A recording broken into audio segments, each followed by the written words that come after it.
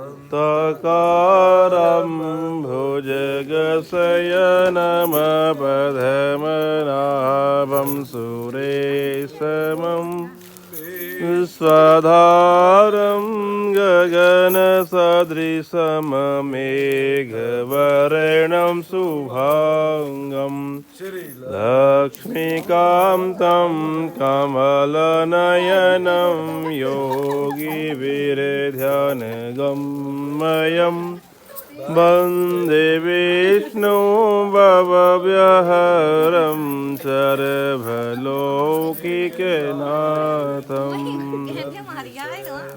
लोकैकनाथम्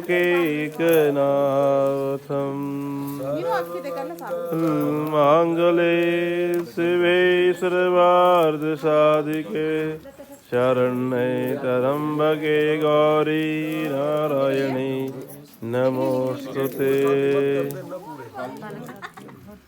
चढ़ा दो चलो जी चलो हो गया गेट बंद कर दे।